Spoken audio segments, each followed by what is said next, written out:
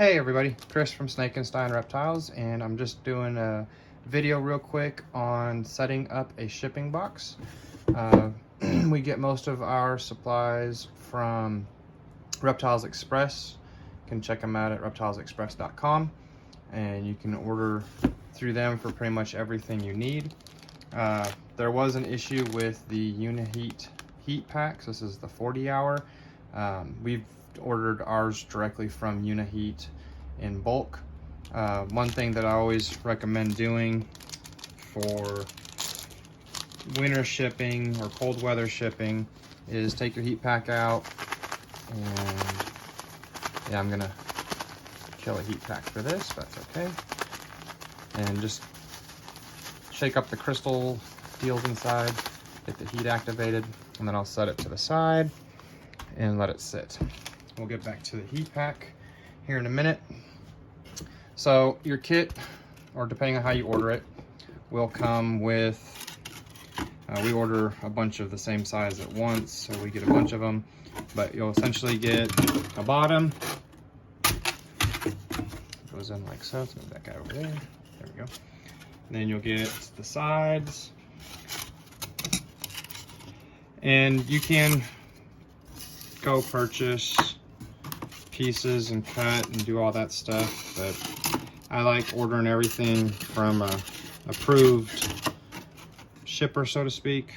So there's what the inside of the box would look like. This is a 12 by 9 by 6 box. It's the smallest size box we'll ship anything in.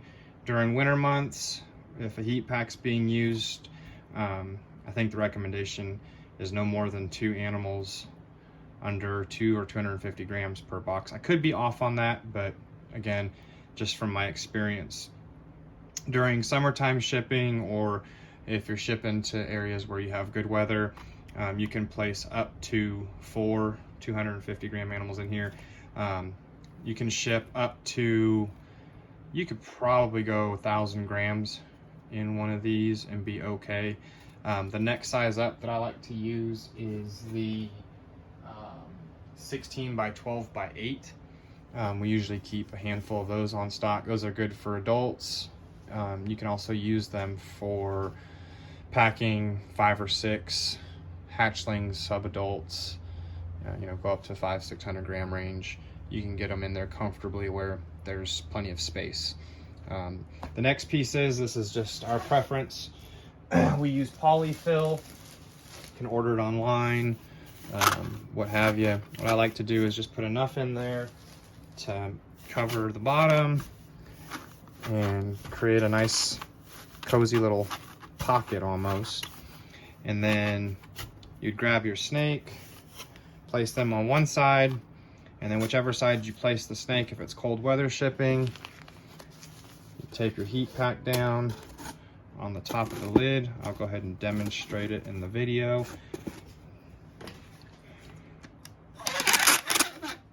Sorry for the noise.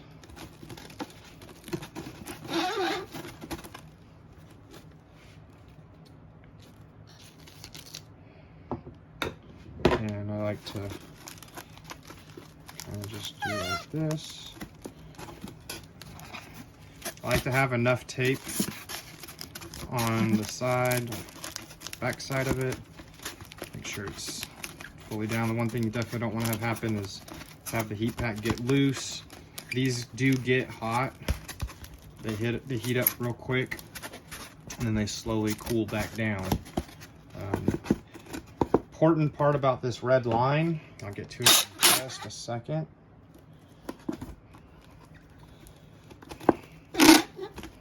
Something like this.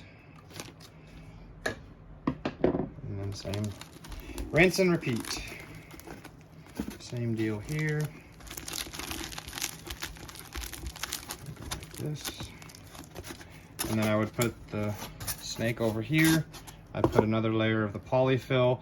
What I like to do when I do the polyfill, and I'm putting it in the box, I like to get it to where when I set the lid in there, push that down. When I set the lid in there, even with the heat pack, it doesn't quite sit. It bounces back a little bit, because then you know that the animal inside is going to be fully protected. If it gets bounced around a little bit in transit, it's not going to be the end of the world. Now, this red strip acts like a breathing strip for the heat pack, so you don't want to cover it or it's not going to warm up. So, and just to give you guys an example of how quick these warm up, I just popped this at the start of the video, so within about 5 minutes ago, and we're already at 83 degrees.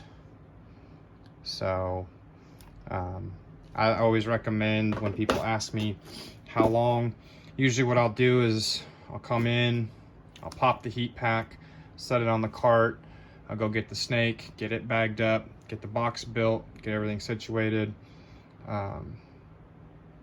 get him in, check the heat pack, make sure it's close to 88, 89 degrees, tape up the box, and if I have multiple shipments going out, then I'll rinse and repeat. Sometimes I'll set up multiple boxes in advance, and then I just come in and knock out those heat packs.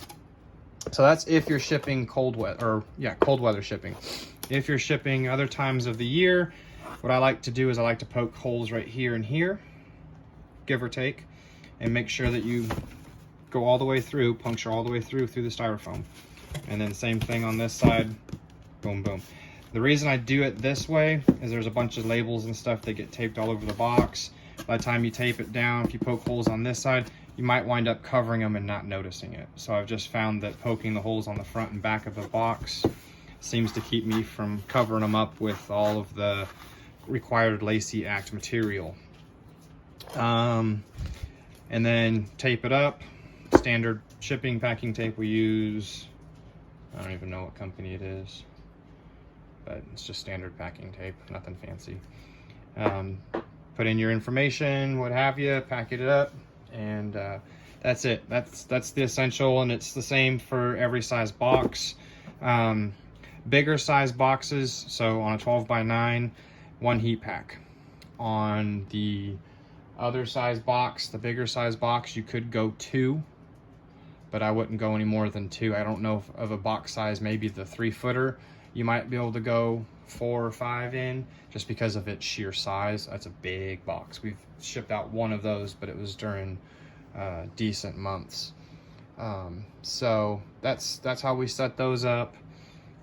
Pretty straightforward. Again, we order everything. The heat packs we order through Uniheat directly, and for the shipping boxes we order from Reptiles Express. And the polyfill, you can order it from Amazon online in a big old box, and it'll last you quite a while. So that's how we set it up. Hope you enjoyed it. Thanks a lot.